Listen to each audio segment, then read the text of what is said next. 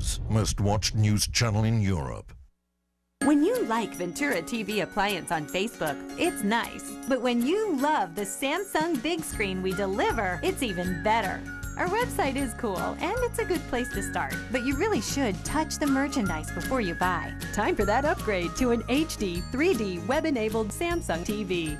Get the best selection, price, and service in town without waiting. Come in to Ventura TV Appliance and touch the merchandise today. Hi, I'm John Mallows. Welcome to this live edition of Connect with Me on the showroom floor at Ventura TV on this day. Glad to have you along on a Monday morning. It's on the air, off the presses. Today we'll have a member of the media in the house today talking about the Keith Foster situation and what's going on at the Fresno Police Department. And you are more than welcome to call in at 436-ME-TV, option 11. Back in a moment.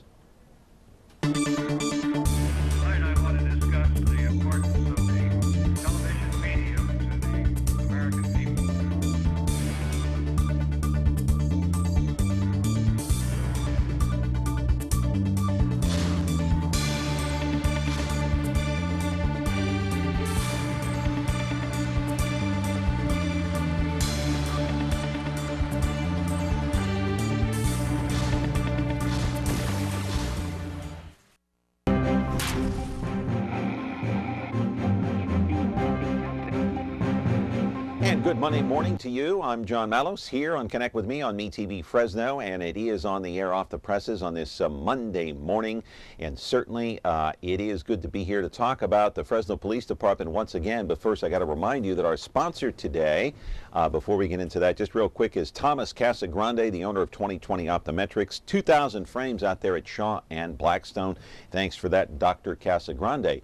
Now you can watch us every Monday through Friday live on Comcast Channel 187 and 43.6 and 13.1, and the replay comes later in the day at 2 o'clock in the afternoon on 13.6. That would be YouTube, and 8 o'clock at night on 4.6 Biz TV, and the Twitter account at John Mallows Me TV. And of course, you can catch all of our replays on YouTube after this show airs on Comcast and all the rest of the live broadcasts that you see here, and they're up there 24/7. So today, the conversation again turns toward the Fresno Police Department, a fiery exchange too in the Fresno Bee just recently. You may have seen the article between Jackie Parks. He is the union, the chief, the head of the Fresno Police Union, I should say, and police auditor Rick Rasmussen. And basically in the article, Parks flat out called Rasmussen a failure in his job in reference to the Keith Foster situation and his arrest. Now let's put up the picture of Keith Foster. I'll show you exactly what I'm talking about. Foster, a former deputy police chief, was arrested by federal agents on March the 26th for being part of an alleged conspiracy to distribute marijuana, oxycodone, and heroin. Foster has pleaded guilty. He's out of jail. He resigned from his position at the Fresno Police Department after a 30-year career. Hey, how about Fresno Police Chief Jerry Dyer? He claims he didn't know about Foster's involvement, that he was stunned, caught off guard, in fact, and he was not named in the conspiracy by the feds. In the meantime, Parks suggested that the Foster thing would never have happened had Rasmussen been on the ball, the police auditor, indicating that he was very near a failure. Parks complains that Rasmussen never mentioned the need for more cops in his report, the report that he put out that we'll talk about today, and the need for new equipment, saying that he drives an old car, his bulletproof vest is expired, and the police department has no money for ammunition. What? Live in our studio, George Hostetter is here from the Fresno Bee. He's a longtime writer. Let me tell you, my friends, he knows the ins and outs at Fresno City Hall. He knows the police department. He's been on this beat for quite some time now, ever since the Foster case certainly broke in March when he was arrested by federal agents. You're welcome to call in. 436-ME-TV, option 11. We're back with our program here with George Hostetter in a moment. At 2020 Optometric, your vision is their focus. Whether you're 5 or 65, Dr. Thomas Casagrande will get to know you, your lifestyle, and vision needs to ensure that your contacts or eyeglasses are a perfect fit and the right prescription every time. With the Valley's largest selection of eyewear, 2020 has over 2,000 frames, including top designer brands like Coach, Tiffany, Prada, Ray-Ban, Oakley, and more. Eye exams start as low as $89, so call or stop by to schedule your appointment today. Hey, we're back here on the program on a Monday morning, 436-MeTV option 11. If you want to call in and talk about this Keith Foster case, and George Hostetter from the Bee is here again. Hi, John. Good to see you, sir. How are you? I'm A-OK, and you? I'm great this Monday morning. Had a great weekend. How about you? It couldn't be better. Couldn't have been better. All right. So, the Foster case, you know, this rift between, I guess, Jackie Parks, the union chief, I guess, for the police department, and Rasmussen, the police auditor, who put out this report, this police audit report, saying that there are 7 points of contention, right? That seven items that he thought needed improvement. But Parks is saying, hey, wait a minute, you left out a bunch of stuff. Right. And is that what happened, basically? Well, Rick Rasmussen, the police auditor, comes out with this report. It's a quarterly report for the first 3 months of 2015. It's a detailed report with a lot of stuff in it. Details such as officer-involved shootings are down dramatically. Police department is improving greatly, has made great strides. And then, in light of the Keith Foster incident, he makes 7 recommendations. They're simply recommendations to the administration on digging into how the police department conducts itself. And they were modest recommendations, nothing dramatic. And Jackie gave me a call, said, let's talk, George. And I went over and talked to him, and Jackie was unhappy on a variety of levels. Full disclosure here, John, he was unhappy with me. He was very unhappy with me and some of the stories I'd written. So what Jackie wanted to do was to get out to the public, one, that the police department and the 706 sworn officers doing a great job. And 2, that we got to be careful on criticism of the police department, because it's a very complex and dangerous job, and public trust is very important. And then 3, Jackie was a little perturbed with the police auditor, and that perhaps the police auditor could have made, with those recommendations, some other points, which is, for example, understaffed and under-equipped. And then you know how the real world works, John. It exploded from there. Yeah, I know how it goes. Hey, we had a quick call here. Good morning, caller. You're on the air with George Hostetter. Good morning. I understand you have a writer for the Fresno Bee there. I'm glad. This is a little off the topic, but I want to get it out so you can do some more research. Last night I went on the internet and I found a website called geoengineeringwatch.org. It is one of many, but it's a major one. They are waging weather warfare against California. They have the ability to bring Air Force jets up in the air, and they put out, even have tanker jets that go up there, and they put out aluminum and strontium and barium anytime they think it's going to rain, and this acts as a desiccant, and it prevents the rain from coming. They marched in Italy over this on April 25th. It is a major thing, and they are calling for everybody in the United States to put a stop to this. It was initially done to prevent the sun from coming in and heating up the earth and getting rid of these greenhouse gases that they talk about. There's patent after patent on it. Okay. All right. Well, I don't know what to say about that, actually. Well, all I can say is I wish it would rain. I wish it would rain, too, and you'll look into it. I will. I very much would like to see a good wet winter in 2015-16. So we're on the same side. The caller and I are on the same side. Yeah, me too. So good information there. We'll look that up on the web. In the meantime, so Jackie, you know, maybe a little perturbed with you, but it comes with the territory. I mean, I've had a lot of people perturbed at me, and just, you know, when it rains, it pours, but that's okay. It means you're doing your job. And the fact of the matter is, did Jackie have some good points, in your opinion, opinion? Yes, and they are good points made repeatedly from the dais at council meetings, both by council members and the administration. So when Jackie says, and I think all Fresnans who care about the future of our city would agree, wish we had the money for newer equipment, wish we had the money for more officers and money to sustain more officers year in and year out. It's a balancing act. And Jackie... Jackie wants what's best for the city, and so I take it with a grain of salt. But what I think this describes more than anything, John, is that the Keith Foster incident has shaken the police department, shaken City Hall, and shaken Fresno, and there are a variety of reasons for it. But as people come to grips with the issue, this is what occurs. I want to talk to you more about that, but Rasmussen, I guess, doesn't call Jackie Parks, and that's one of his bones of contention right there. Did he mention that? He doesn't call. Right. He doesn't call to ask his opinion about anything or nothing. Right, but that's getting into kind of... Is that petty? Yes. Yeah. Like Rasmussen says, phones work both directions. It's a non-issue. Of all the things facing Fresno, facing the police department, facing City Hall, that either Rick Rasmussen doesn't call first, or Jackie has to call first, or Jackie has to go through the Fresno Bee to speak to Rick Rasmussen, whatever it is, it's all kind of... petty.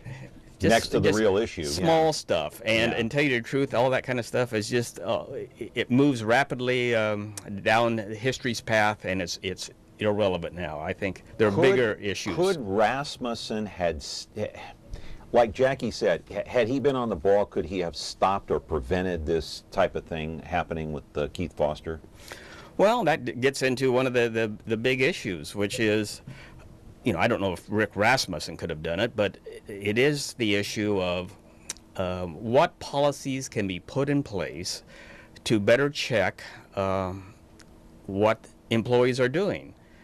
Now, of course, Keith Foster has pleaded not guilty, so he's not. We have to keep that in mind. But what policies can be put in place to have safeguards against George Hostetter going off the deep end and doing something he shouldn't? It's a complex question dealing with union issues, privacy issues, and public policy responsibilities, and that's what Rick wanted to get going, and that's what's happening with the Chief Dyer. He's pursuing this. The mayor wants it, Jackie wants it, but the question is how. Right. Caller, are you there? Go ahead. Good morning, Mr. Malice. And I just want to make a comment on all of this because, Fresno City Police are one of the most damn best police departments in the San Joaquin Valley. And this whole situation is really unfortunate for them. And they've had to endure a lot of stuff over the years, but they are all good cops doing the tough job. And my heart goes out to Fresno. And I'm calling from the Southern Valley. That's, I just wanted to call in and make that comment. And I wish the best for the Fresno City Police Department and for the city of Fresno. And I hope that they get through this without having to go through any more hardship. Okay. All right. I appreciate the phone call. Yes. Sentiments are echoed, I think, by all of us. And so... But the charges have been made. There could be a trial moving forward. If there is a trial with Keith Foster as one of the defendants, John, that's going to be a dramatic trial. Yeah, if they don't settle beforehand. You never know. If they don't settle beforehand. And so that's all this is percolating over at City Hall and at the police department is how to... the trial will take care of itself, but going forward, what policies are to be put in place, if any, to see that perhaps something like this doesn't occur again? And holy Toledo, that's going to be an interesting. That's going to be very interesting going forward. For example, Chief Dyer is creating a reorganization depth chart. Now, that may sound kind of inside baseballish and kind of boring, but that's where a lot of the heat and a lot of the public policy drama is going to occur. Is how does the chief do his what they call the reorganization? Right. And this could be. You may have me back again just to talk 30 minutes on the reorganization of the police department and Jerry Dyer's proposals. I guarantee it. You'll be back. Okay. You'll be back here. There's no doubt about it. You're a regular here on the program. We enjoy having you. And by the way, when I first heard about the Keith Foster arrest, I echoed your sentiments. Remember Bill King, the old radio broadcaster? Holy Toledo. That was what I said. Anyway, 436-ME-TV, option 11. We're back in just a moment. Hello, I'm John Walsh. We need your help to capture this fugitive. James Bell is an alleged child predator. Bell's wanted for molesting 3 girls ages 9 through 13 while working at a local YMCA in 2003. He was arrested, then fled. Bell has worked as a gymnastics instructor, coach, and a computer repairman. Bell could be anywhere along the West Coast. If you know where he is, call 617-742-5533. Back here with George Hostetter from the Fresno Bee. He has covered the beat at City Hall for so long. He knows all the ins and outs and everything. I think you know more about what's going on than actually the policymakers know. Yeah. But, don't get me in trouble, please. Don't get me in trouble. You know, the other thing is that Marshall, I know we have a call here. Hang on, caller, just for a moment. Marshall Hodgkins, who is the attorney for Keith Foster, he's saying basically that the FBI or the feds are still, to this day, probing to see what's going on in the Fresno Police Department. Do you know that to be true? No, I don't know whether it's true or not. That's what he says. I wonder how he knows that. And yes, I have no idea how he knows it, but you know, we'll see if it comes out. I suppose that's what the trial might suggest. You know, I went over to City Hall a couple of days ago, and I was curious as to what equipment the FBI or the feds sought once Keith Foster had been arrested. Did they go and get other equipment, public equipment, at the police department as part of their investigation? And just from what the various people said to me, only one piece of equipment, or I recall only one piece of equipment, that was Keith's laptop. But it wasn't like there was this, apparently, from what I was told, it wasn't this wholesale, you know, move a U-Haul up and we're going to take a bunch of equipment because we're really going to study this. It was, so that suggests that it's rather limited, but we'll see. Yeah. We'll see. We'll see what happens. Caller, go ahead. You're on the air with George Hostetter. Yeah, let me ask George a simple question. That overall, Jerry has done a great job as far as chief of police. I respect him and all that. I think he was really hurt when all this came about with Keith and all that. That happens in every law enforcement or anywhere you go. There's going to be one bad apple. I can't. He's got to go to trial and all that. He's innocent. That's the way it is. Okay, but Jerry Dyer, in my opinion, is probably the best chief that can take care of situations. You know, I know he got hurt, and now the public's, you know, kind of either after him or the city council. They want answers, okay? Equipment is not going to do it. I think, you know, when they get into law enforcement, they have a background check, and if everything's clean, it's just like city council, okay? I think if city council if they do the things that they want to do and change everything, that's kind of undermining the police department or any department, you know, because they didn't know the situation, okay? And I feel sorry for Jerry, but I think he's the darnest best chief they've ever had there. He's cleaned up a lot of mess. Sure, okay. It's not going to be perfect, but and his officers, I think, are probably one of the best. But like in every city, big or small, you're always going to have a small group that is, you know, it's going to do something bad, you know. Okay. I appreciate the phone call very much. Mm-hmm. Yes. I agree with the caller. Chief Jerry Dyer's done a superb job. It'll be August 2nd. He'll celebrate his 14th year as the chief of police, and I think only Hank Morton, who did it for about 22 years, might have been longer in that hot seat. And Morton was there from 50 to 72, so it was a lot different city than what Chief Dyer's having to deal with. I agree. Chief's done a good job. But one of the issues, John, that the caller brought up or alluded to that is a key element here, which is civilian oversight of the police department. And the chief will talk about it. You should have him on and talk about the various issues, including that. And so how does, in the city charter, it's clear that the police department's one of the divisions, one of the units of city government that reports to the city manager, and the city manager reports to the mayor. And so you have the police department's very complex organization. And they are professionals in the strictest sense.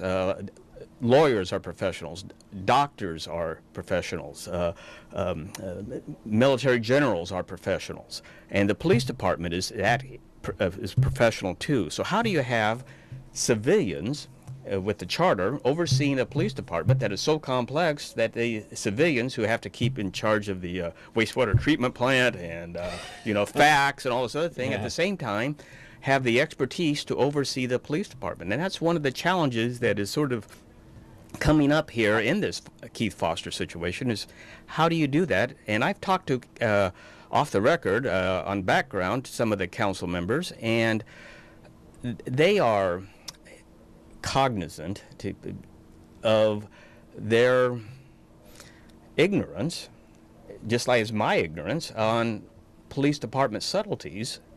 And so how do you do that, John? How do you have civilian oversight of a police department that has such a complex mission that civilian oversight is almost impossible? Almost impossible. And perhaps you wouldn't want rookies or lay people sticking their nose too much in and bigfooting it into messing things up. So that's a good point. This Foster deal is bringing that to light, that to light too. Yeah. So, really interesting stuff, and I want to talk to you about violation of trust in the public with this Foster situation. But George, you bring up an outstanding point I hadn't even thought of: civilians' oversight of a police department. Very complex job and difficult job to do. 436 MeTV, option 11, if you want to call in and weigh in on the Keith Foster situation. At 2020 Optometric, your vision is their focus. Whether you're 5 or 65, Dr. Thomas Casagrande will get to know you, your lifestyle, and vision needs to ensure that your contacts or eyeglasses are a perfect fit and the right prescription every time. With the Valley's largest selection of eyewear, 2020 has over 2,000 frames, including top designer brands like Coach, Tiffany, Prada, Ray-Ban, Oakley, and more. Eye exams start as low as $89, so call or stop by to schedule your appointment today. I have complete trust in the members of the Fresno Police Department. I think it is a sad day when we allow an isolated incident to cause us to lose confidence in mankind, and I refuse to do that. I trust my members of this police department, and I trust my staff. We have measures in place that regulate their behavior. We hire people from the human race, and we promote people from the human race, and they make decisions. Sometimes those decisions are bad, sometimes they use bad judgment, and sometimes those decisions that they make result in criminal misbehavior. And that's the allegations that we have before us today. But I refuse to allow this incident to cause me to lose faith or confidence or trust in this police department. Kind of a two-part question, George. Do you agree with Chief Jerry Dyer there in that statement? And has public trust been violated to the point that it just can't be repaired at this point? The chief has a valid point. He is doing his job. He wants to craft the message going forward. Keith Foster incident occurs, the arrest occurs, shock in the community. The chief and the mayor and the city manager they take responsibility for it. At the same time, they try to craft the message going forward, which is a superb police department, and it merits and deserves the trust of the community, and they're right in doing so. At the same time, we shouldn't lose sight of the fact that in a democracy, the people have a right to, when things go wrong, to explore prudently and honestly what went wrong and how that can be fixed. The chief's not discounting that, but right out to shoot, he had to help craft the message. So, but to your second point, John, is in no way, shape, or form do I get any sense that the Keith Foster incident has shattered the public trust between citizens and police department. I make 2 points there. Well, I guess one. Democracy isn't that fragile. The citizens of Fresno can handle it. They can handle self-government. They can handle self-rule. Things went wrong, seriously wrong, allegedly, with Keith Foster. They can handle it going forward without going off the deep end and alleging that that the fundamental trust between the men and women in blue and the citizens has been shattered. No way, shape, or form. I want to put up an editorial from the Fresno Bee. It's called Editorial Hostetter. I want to read this. This is out of the Fresno Bee. As Hostetter, meaning George Hostetter, prefaced in his question Friday, 2 of those deputy chiefs have sued Dyer. A 3rd deputy chief, Foster, is accused of conspiring to distribute oxycodone, heroin, and marijuana. Didn't this trouble in the highest rank suggest a problem for Dyer and the department? Hostetter asked during a now this took place during a news conference. George Hostetter asking a question. Let's go to the next one. Rudd. This is Bruce Rudd. Number 1. I stated that I thought the Bee reporter's question was inappropriate. In hindsight, I should have phrased my response differently. The press has every right to question the government and its actions. Let's go to Bruce Rudd number 2 now. I took offense to that challenge by Hostetter meeting and responded emotionally. For that, I apologize, Rudd said in the Fresno Bee. While I might not agree with the premise of the question, it was never my intent to challenge the right of our press to do their job. What happened here, George? Well, City Manager Rudd, I think, hit the nail right on the head. This was March 27th. Keith Foster's arrested March 26th, right, as I recall. And March 27th, they hold this news conference. Well, there was tension in the air, and as well there should be. And so I asked the question, and City Manager Rudd said what he said, and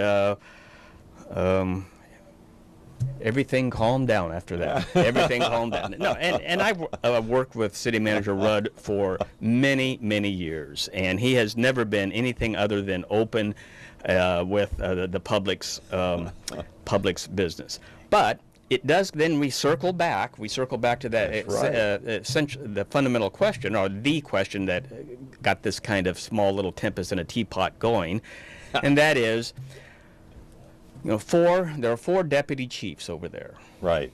And there's a chief and 4 deputy chiefs, and we have a chief been there for nearly 14 years and has done a superb job. And so the 4 chiefs, in theory, when you're the top dog, finding a successor is part of your job, and nurturing your successor. And so then we have, of the 4, is there a successor there? Right. And that's sort of what my question to City Manager Rudd dealt with. I'm glad you brought that up, because I want to put up the photos of the other 3. We know Deputy Chief Foster, the former deputy chief. There's Sharon Schaefer. She sued the chief. That's what you were asked. That's part of your question. She sued the chief. So did Robert Navarez. He sued the chief as well. I think it was a combined lawsuit. I think Warren Babujian represented both. And so that was, your question was in reference to that lawsuit. And then you got Pat Farmer, who has not sued the chief. In fact, he is the chief's right-hand man right now, and maybe would be in line to succeed Jerry Dyer should he bow out in a couple of years. Right. So you have 4 chiefs, and with 3 of them, as of March 27th, there was some trouble. There was some trouble. So you have your pool of talent, if you're going to hire in-house, and 3 of the 4, there's some trouble at the time. At the time, of course, Keith Foster's still a deputy chief. He was on administrative leave, but still a deputy chief. So, You know, that's why I asked the question, what's going on? Because if you recall, when Chief Dyer was moving up the ranks, and in 2000, late 2000, he was the assistant chief. Ed Winchester was the chief. Well, everybody who just spent 5 minutes at City Hall knew that Chief Jerry Dyer was the heir apparent, and he was being groomed for that, and Ed was doing his job. And so then what happened to where at the Fresno Police Department now, of the 4, 3 of them have situations on their resumes. One's gone. And then on Deputy Chief Pat Farmer, who everybody agrees is absolutely superb at what he does, but I hear through the grapevine that perhaps that's not his career intention to be the chief. So then if that is the case, I don't know if it's not, but I hear that, well then all 4 of them are out of the picture. Who's the successor in-house to Chief Jerry Dyer? And I don't know. And that's why the reorg is so important, and Chief Dyer knows it.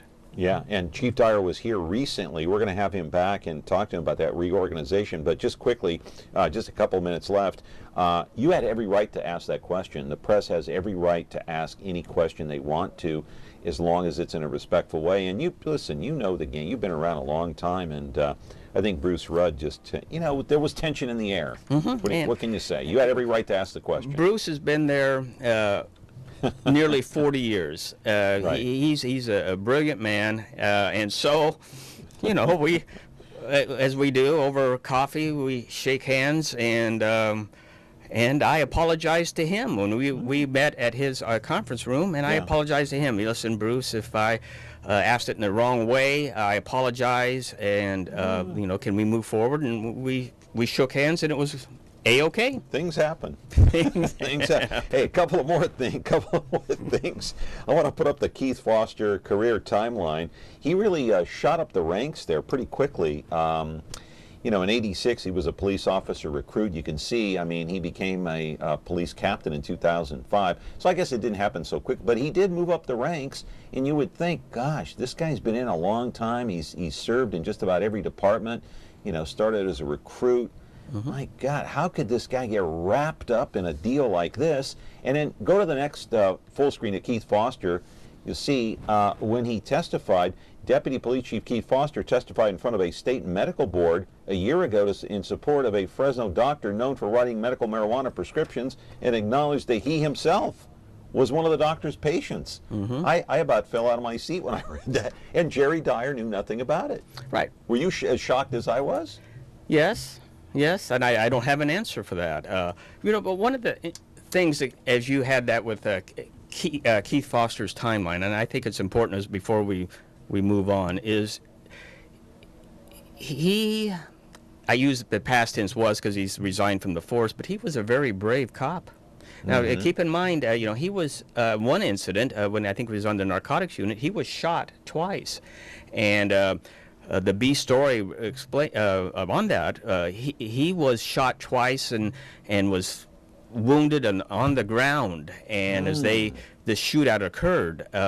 So, you know, as we move forward, just keep that in mind about Keith Foster, that whatever occurred for the arrest, the bottom line is that in the past, he was a very brave cop and a very talented cop and a very dedicated cop. Now, if something went wrong, and apparently something did go wrong, we'll find out in the trial why. Yeah, just very quickly in 30 seconds, it seems like maybe he had some financial troubles just by reading some articles in the Bee about his lifestyle, and maybe that's what led to it as well. He was in need of money. I don't know. I'm just speculating. Right, but and he went through a divorce that was costly, but he's not the first man to go through a divorce that was costly, so I don't know if I'm the second. No, okay. I'm kidding. I'm kidding. Okay, but so I don't know if finances had anything to do with it or not, but certainly it was a costly separation. Yeah, it was. Yeah, and we can only surmise and then wait for the trial if there is one. And, if there is one. And we do want you to come back. We'll talk about that reorganization with the Fresno Police Department. I see your guy Doug Vagim is waiting in the wings here to be the second guest here on our show today. I hope you got an hour and a half. George, always good to see you. John, it's good to, thanks for having me. All right, thank you. Have a good rest of the week. George Hostetter, hey, interesting reading in the Fresno Bee, the last couple of articles. He wrote about the Fulton Mall yesterday, so you got to pick up the Bee and read about that. Very interesting stuff. And also recently wrote about the Keith Foster situation with Jackie Parks and Rasmussen, the police auditor. We're back with our guy Doug Vagim as well, the second half of our program, after this message from Dr. Thomas Casagrande of 2020 Optometrics. At 2020 Optometric, your vision is their focus. Whether you're 5 or 65, Dr. Thomas Casagrande will get to know you, your lifestyle, and vision needs to ensure that your contacts or eyeglasses are a perfect fit and the right prescription every time. With the Valley's largest selection of eyewear, 2020 has over 2,000 frames, including top designer brands like Coach, Tiffany, Prada, Ray-Ban, Oakley, and more. Eye exams start as low as $89, so call or stop by to schedule your appointment today. When you like Ventura TV Appliance on Facebook, it's nice. But when you love the Whirlpool appliances we deliver, it's even better. Our website is cool, and it's a good place to start. But you really should touch the merchandise before you buy. Touch the new Whirlpool Ice Collection. It offers a modern style made to create an inspiring kitchen experience. Save big on this Whirlpool Black Ice or White Ice kitchen. Come in to Ventura TV Appliance and touch the merchandise today. The Ballad of Andy and Barney. Andy and Barney were lawmen, bravest you ever did see. Warned every crook in the record book to stay out of Mayberry. They were the law. Yes, they were the law, and they didn't know fear. The Andy Griffith Show. I guess to sum it up, you could say there's 3 reasons why there's so little crime in Mayberry. There's Andy, and there's me, and baby makes 3. Now on MeTV Fresno. When you're looking for Whirlpool, innovation and quality, who has the answers, the selection, the price? Ventura TV Appliance. With billions in nationwide appliance buying power, more than Home Depot and Best Buy combined, will help you save. Our low prices on Energy Star qualified Whirlpool appliances save you energy and money and pay no interest on select models when paid in full within 12 months. Ventura TV Appliance, serving you since 1951.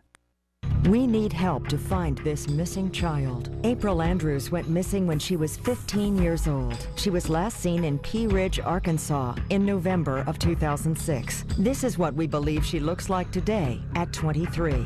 If you have any information, please call the National Center for Missing and Exploited Children at 1-800-THE-LOST. That's 1-800-843-5678. Please help bring April Andrews home. Tune in to Heartland for the best in true country music. Relive vintage specials, one-of-a-kind concerts, and country music's earliest videos. Heartland is the heart of country. The only place where you can find country music, country stars, and country lifestyles 24/7. Heartland, the heart of country. Now on channel 13.2.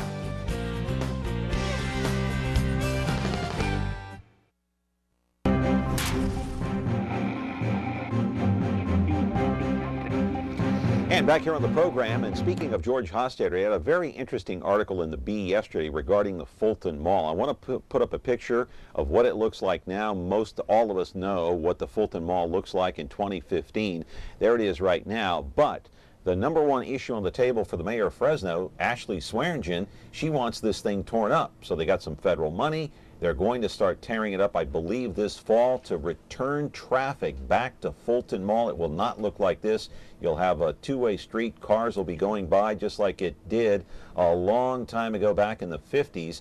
Now, let's roll the videotape from the 60s when they revamped the mall and turned Fulton Mall into what it is today. This is rare footage here, seen in the early 1960s when the mall opened up. Black and white film, actually color film, 16mm, marching bands, the whole thing. They had 25,000 people celebrate the opening of this mall, including Governor Edmund G. Brown at the time. That is, of course, Jerry Brown's father was governor at one time of California. But I've heard so many different figures and numbers about how much it's going to cost to revamp this mall and open it up to traffic, and they say this is the key to revitalizing downtown. I've heard 20 million, I've heard 18 million, I've heard 42 million plus. What is the real figure to put the mall back into its original form, to open it up to traffic? Live in our studio now is Doug Vagim, of course, former supervisor. You all know him from the water measure and the fight with the city of Fresno, but he is here to talk about the Fulton Mall, and maybe we'll talk about water as well. So, Doug, what's the real figure about this? And they're going to start tearing the mall up, I believe, this fall sometime, or late summer, maybe? Well, the planning stages are now, and of course they have a lawsuit that's going through the appellate court over the issue. There is a coalition that's fighting this. Yeah, right? and it's on the environmental, and then the basic underlying substance of the issue on the proponents of saving the mall is that it was a park. Mm-hmm. And you cannot use road funds and that kind of stuff to destroy a park. Well, the court at the Superior Court disagreed. There's a fine line between a park and a urban setting, and et cetera, to go into long details on that. But the courts did not go with the proponents of saving the mall. They've appealed that to the appellate court, and that's where it is right now. I don't know if they can start work. They can plan work on the mall, plan on where they're going to do. But they may not be able to start actual construction or tearing it out, well, they've got it budgeted for this year, and part for finishing it up in 2016. Whether or not they can do that with these lawsuits pending out, I don't know. But the issue is still ripe in the minds of those who want to preserve the mall, because there is some argument, and a good argument, that the mall, being what it is and being unique from the standpoint that it was so ununique at the time that it was put in, now has achieved its goal of being around so long, and maybe one of the last of its kind. Maybe we ought to think about making it an historic area and doing something else to polish that apple up. So could I know it's in the appeals court now, so what do you think? I mean, listen, you're a former politician. What are these politicians thinking at City Hall now with these appeals and the court process? Should we move forward? Should we hold off? What should we do? Should we wait to see what happens in some of these appeals? Well, if they lose around the city at the appellate court, I'll tell you, you're going to hear a bunch of chairs moving backwards from the table, because they're going to wonder just what now what? Because how many of these lawsuits can they afford to lose? They lost a huge one on the L Street project, which they tore down some historic homes prematurely, and the court said that you didn't do it the right way. And they have about $250,000 legal bill. They got to pay an outside attorney who fought for the proponents of saving the historic structures there. Yeah. Now what is there is the L Street project of Mr. Simi's Granville project. I forget what he calls it. It's one of the name of one of the home owners of the historic home. He put a name to it, which is kind of a nice touch. But nonetheless, there's a big legal bill pending out there that he and the city, or he alone, is going to have to pick up. And so these things can get very, very expensive and very, very time consuming. Is the city so arrogant that they might just say, you know what, we're going to move forward no matter what? No, let the lawsuits happen, let them fall where they may. We're going to go forward because we got this federal money. Doggone it, we're going to tear this thing out. And then the city's going to say, well, once it's torn out, you can't rebuild it again.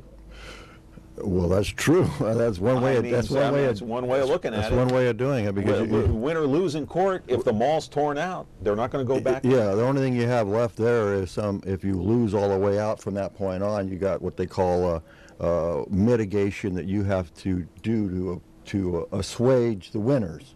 In other words, they may have things that you are going to be required to do in the court versus doing it all over again. In other words, restarting, putting everything back the way it was. That might be some things that the winner says, look, you got to go do this and go do that. You may not have to put it all back, but there could be that if the city loses anywhere along the line. Based on what the Superior Court and the finding that judge in his opinion, there is pretty good case in his mind that it isn't a park, quote unquote park, like a Roding Park or a Woodward Park. It's considered to be something else. Now they're trying to pierce that, the proponents, and saying he's wrong, and we'll see what the appellate court says, because the law can get complicated. Yeah, if there is a fine line between a park and a mall, like what you're saying, then only a judge can decide that, and he will decide according to the letter of the law. And a 3-panel judge at the 5th District Court of Appeal, and, Right. and maybe the Supreme Court may even weigh in if they want to take it that You far. think it could go that far? It could go that far, because I think the question is an important question on park versus urban, and you spent money to make it a park setting, and you sold it to the public, by the way. Mm-hmm. Back in '64 with Yeah, the you saw that pictures. film there? It was sold to the public as being an urban park. That's what it was sold in. Really? Yeah. Okay. I mean, a setting where your kids can run around and not worry about getting run over by a car, and there's benches to sit in and comfortable, And water fountains. Water fountains they can even play in. Yeah. They were invited to go. You know, You find jump some in. of those same things in a park. Yes. And Don't you? Yes. And matter of fact, I believe there was some park money that was moved towards that. That it may be tough to find right now because that many years went by, but we'll see. I mean, it's a very fine line. It's splitting hairs, but this judge at the Superior Court said no, it's not, and so it's up to the city to do what they want to do. And the other thing is you've got trees there on the mall. Right. You've got water fountains, as we said. So the city's probably trying to say, look, this is it's not a park. It's an urban setting. You have businesses, there are buildings. There are other structures around there, things that you don't have in a city park. That's right. So, and that was the intent of that. That was the whole intent of that, to get rid of, instead of going out to the desolate shopping malls, that they're going to compete with a shopping mall with an urban park in the downtown. And that was a Gruen plan. That was his brainchild. Okay. Got a call here. Caller, go ahead. You're on the air with Doug Vagim. Hey, morning, John. This is Frank. Hey, I was going to ask, have they released a rendering drawing of the mall, what it's going to look like after they finished it? Yeah, there's something on the city's website on what it's supposed to look like, and kind of a let's say first blush look. I don't think it's in detail, but it's supposed to have some kind of shape of a street going through it, with some of the urban park settings, with trying to preserve as many. And actually, they say they want to add more trees than they got now, and moving back the art. It's still in the area, but moving it off the center and moving it to the exterior parts of the mall itself. So get a general look at it. Go to the city's website, and they have somewhat of a rendering of it. Mm-hmm. Okay, thank you. This would be on the city's website? Yes. Yeah. Oh, okay. Yeah. Great. And I Okay. believe if you can, and I think you can jump to that. There is the downtown. Let's see, it's called the PBIB, and I forget what they call them. The property owner-based group that's down there. That they have their own website, and I think they put a rendering up also. It's Fresno. I don't know if you know what it's called, but it's a separate group that gets actually tax money. That's from the Downtown Coalition? Well, no, the coalition's the one fighting it. There's another group that was the Downtown Association that was spun off into this group that collects. Oh, I was thinking of the Downtown Partnership. Sorry. That's it. The Downtown Partnership. They get the tax money that was put on the property owner-based Right. taxes. They also have their own website. And what are they? Do you remember their exact name? Because he can go Google that. And I find forgot. I forgot what it was. I read too many things on the Yeah, mall. well, anyway, but just call it Downtown Partnership, or Aaron Blair. Yeah. Call Aaron Blair. Or over there. Fresno property owner based, or PBIB, PBID, PBIB. Right. Okay. Property owner based information. Thanks, caller. I appreciate it. We're talking with Doug Vagim. We're going to be back here talking about the Fulton Mall, maybe a few other items here on the table. 436 MeTV option 11. Dr. Thomas Casagrande of 2020 Optometrics is our sponsor today.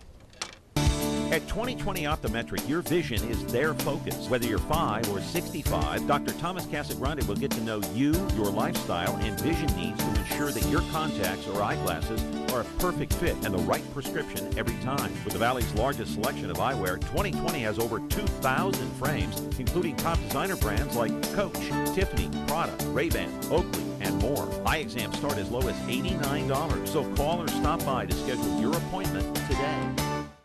Ventura TV Appliance Center. We're the save energy, save time, save money place. The Energy Star qualified #1 rated high-efficiency Cabrio from Whirlpool Place. You heard right. Right now, save big on select Whirlpool Cabrio laundry pairs and pay no interest when paid in full within 6 months. At the hometown low price, think outside the big box place.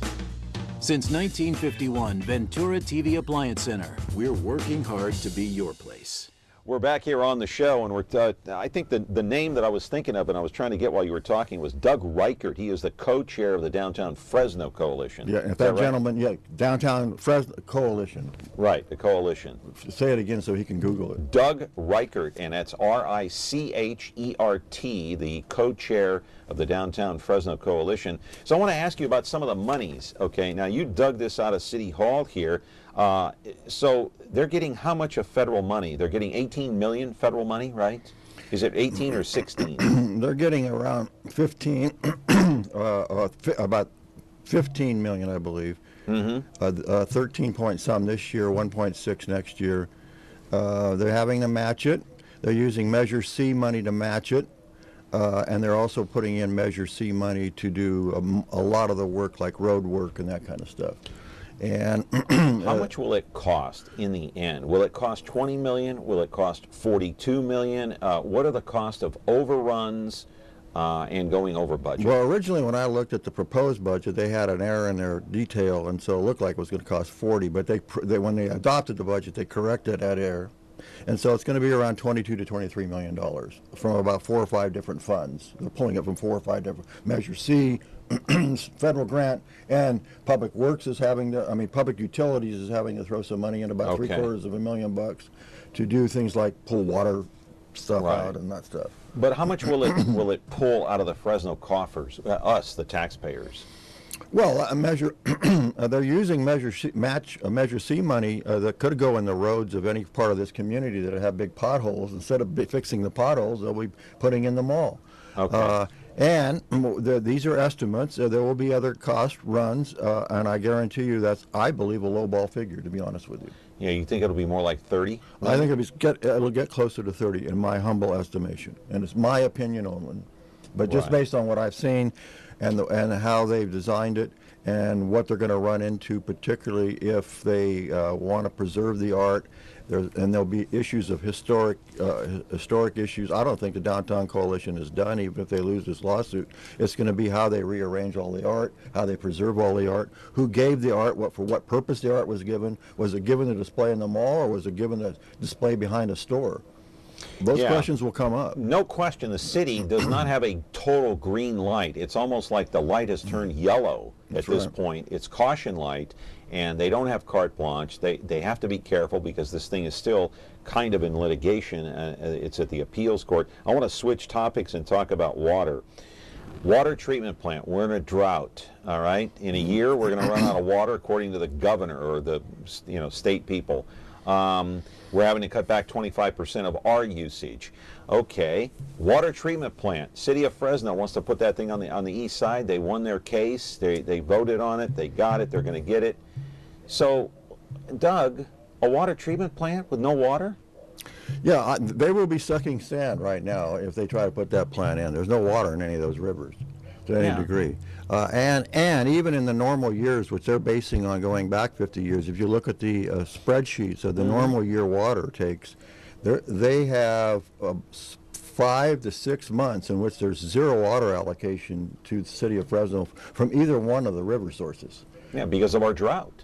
And normal years. Because they are because of the contracts, the way they're written. Because they just are plugged into an ag district. They are not like an L.A. that built their own district. You know, William Mulholland built the L.A. and he did with the purpose of putting basins and reservoirs and all that kind of stuff. So the L.A. aqueduct from Owens Valley would fill those reservoirs up, and there always would be a reservoir of water, no matter how much water was not coming down the aqueduct. You were looking at something in the video that might be a thing of the past. Watering your lawn, forget that. It may turn brown here in the next year. But let me ask you, is there another coalition that's being formed to try to fight this vote that took place a while back at City Hall to build this treatment plant? Well, I've talked to a few groups that are interested, that are on watch. I think the drought issue, the governor's edicts, these new plans, the state, the Water Management Control Act, all that kind of stuff, the Groundwater Control Act, and coming together with all the agencies. By the way, on 1:30 in the afternoon in the county plaza, that's at the ground basement level room under the old Del Webb building. 1:30 Thursday, there's going to be the first meeting of the coalition of all the different water agencies in Fresno County, beginning the process to how to meet state law, this whole groundwater management law. And that's a very important meeting because they're going to define what their role is, what they need to do, who the players are. There's going to be 20 people around the table. I'm going to be a member of the audience just watching it, but it's going to be a very important meeting, and anybody who wants to come and watch that, 1:30 Thursday the 30th, at the Old County Plaza at basement level 1. All right. Caller, are you there? Short on time, though. Go ahead. Once again, please go to geoengineeringwatch.org, where you will find they are creating this drought. Okay. All right. I appreciate it very much. So we'll go ahead and do that, ma'am. Good call. Thank you very much for that. Doug, I'd be remiss here if I didn't stop dead in my tracks here and ask you if you're going to run for mayor. I know George Hostetter was our first guest. He's asked you before. He wrote, I think, an article in the paper a while back. You running for mayor? I'm not running for mayor now. Let me tell you Next something. year, maybe? John, let me just say this. When I rolled up my sleeve to take on this water issue back in 2013, and before that the Measure G issue, which I saw a really out of control city hall that does not understand the breadth and the depth of this community and its citizens it serves. They may, as individual council members, be great serving their own individuals, but the administration, together with the council majority, can wreak havoc on the people of this community. And I learned a lot of what they don't know and what they don't seem to want to know. And it doesn't matter how much they hurt the people and how much they want to get out of the people, and God be damned, they'll just do it. But doesn't that make you want to run for mayor? Well, those are the things that are hanging fire right now, and the things that I have to weigh. It's a big step, and I don't want to politicize my real, earnest reasons for jumping into this whole water issue. Yeah. For the fact, by the way, John, way back when we first started out talking about the water back in 2013, comparing the rates that they set then, when I first started, compared to the rates that they finally adopted, you know that we actually are 30% lower from those rates. We made them lower their rates by 30%. By 30%. 30%. Now, From the original talk. From the original talk and where they actually passed it. To now. Where we actually passed it and actually had to repeal that. Till now, 30% lower. Right. Okay, let me get this straight because I only got a minute left. Yeah. You're not running for mayor as of now, but you're thinking about it. It's still out there because of those reasons that I just mentioned. Yeah. It's a very big concern for me. I live in this community. I watch people that are younger generations who want to have this community the best community they possibly can to raise their family, and something needs to be done to change the order of things downtown. And I don't think we can all say things are very rosy down there right now. No. But if you do run, I know you'll come back on this program. You'll be the first. I'll be the first. And if you win, you'll still come back. Oh, every day. You won't dodge us like the current mayor, Ashley Swearingen. No, I would be your regular reporting mechanism. Doug, you know how much we respect you here. I really thank you. And by the way, thank you for and Ventura TV, Mark Sharon, and all the group for what you guys did on the genocide this last week. It was really great, and the Bee did great too. I want to thank them also. The Fresno Bee did an outstanding job, and Mark Sharon did as well. And thanks to this organization, you guys did great. Right, Doug, thanks again. Thank you. My appreciation. You bet. All right, Doug Vagim. Hey, he could be the next mayor of Fresno. We don't know yet. We'll just have to wait and see. And our thanks to Dr. Thomas Casagrande, our sponsor here on the program every Monday. Have a good day. We'll see you tomorrow on MeTV Fresno.